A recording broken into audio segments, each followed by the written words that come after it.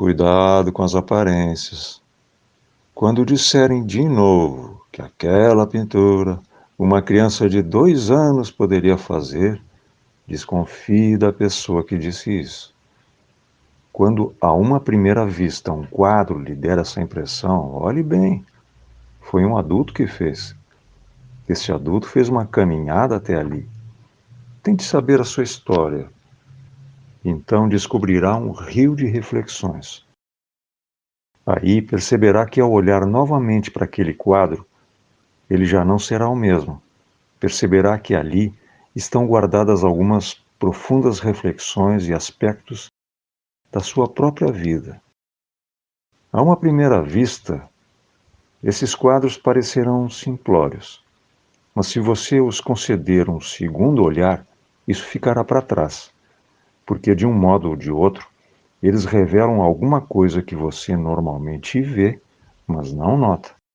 Toda pintura abstrata, bem pensada, bem feita, é resultado de tempo.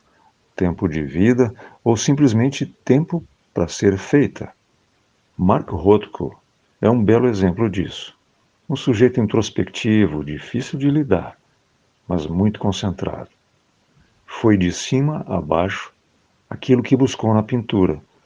Como todo artista raiz, foi movido por suas contradições, e é assim que a arte funciona. Ela é um terreno instável, contraditório. Definitivamente, não é um mar de rosas. Ela é assim como a vida. Rothko descobriu nos seus imensos quadros uma abstração radical, simples, formas retangulares sobre fundos uniformes. Mas não é só isso. Nunca é só isso. As grandes superfícies planas têm segredos que vão se revelando aos poucos, para quem der seu tempo a elas. São camadas sobre camadas nos gestos curtos e insistentes do artista. Cor sobre cor, gerando uma cor enganosa, cheia de profundidade, cheia de história, com margens desfocadas, sem começo, sem fim. Tudo muito parecido com o comportamento das cores em todas as coisas vivas. Porque sim, fora dos quadros é assim mesmo que as cores funcionam. Por exemplo, olhe uma folha. Observe como a cor não é uma só, nunca é. Se você achar que é, olhe melhor.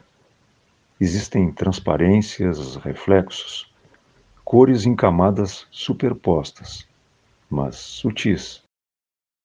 Cores vizinhas, linhas divisórias.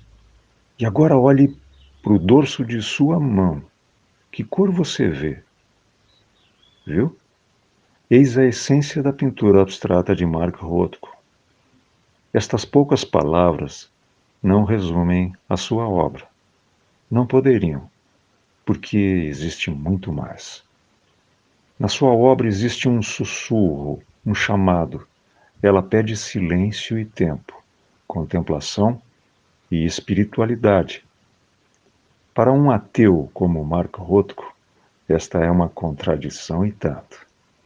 Ou simplesmente não, porque para ele a condição espiritual estava em estar simplesmente neste aqui e agora, neste momento em que consentimos que o silêncio mostre as coisas que o som das palavras costuma encobrir.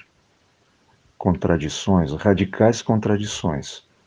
Dizem que diante de seus quadros há gente que chora, como se lá da profundidade daquelas grandes áreas de cor emergissem revelações que só a linguagem da emoção parece traduzir. Infelizmente, a contradição não costuma ter limites.